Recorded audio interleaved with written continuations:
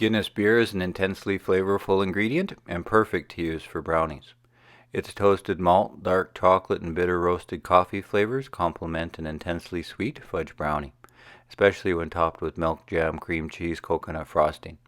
This recipe makes 12 75-gram Guinness beer infused dark chocolate fudge brownies and a generous pound of milk jam, cream cheese, coconut frosting to spread on top.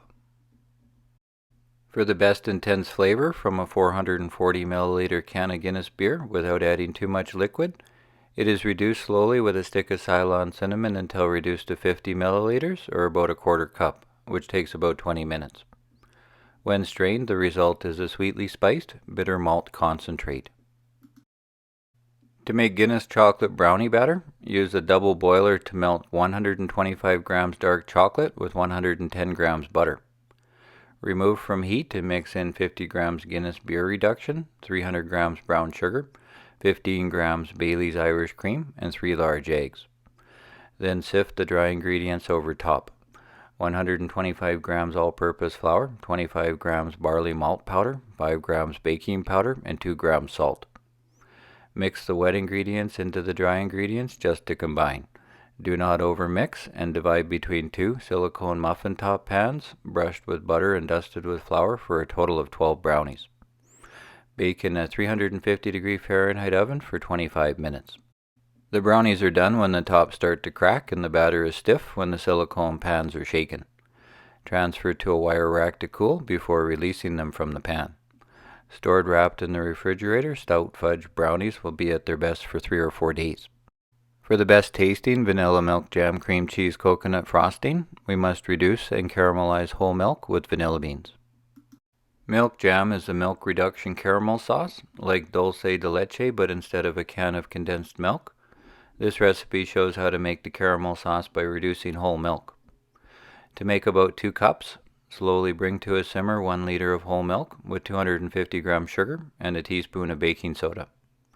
The baking soda is added to prevent the milk from souring by neutralizing the acids that cause milk to curdle.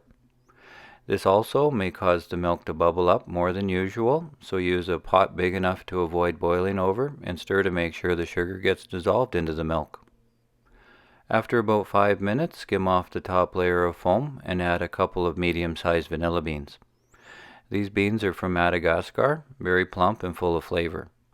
I added the vanilla after the soda tasting top layer is removed to avoid discarding the vanilla with it. Then continue to stir intermittently as the milk reduces and thickens. It is better to avoid excess heat and reduce the milk slowly to avoid the sugar scorching and sticking to the bottom of the pan or burning the milk, which takes about an hour. When the sauce is developed into a full flavored caramel and reduced to about 2 cups and thickened to come away from the bottom of the pot, remove from heat and strain out the vanilla beans. Stored in the refrigerator, milk jam will thicken and be at its best for at least a week. To make 2 cups or a generous half pound of milk jam cream cheese coconut frosting, toast 75 grams coconut in a dry non-stick pan for 5 or 6 minutes until golden.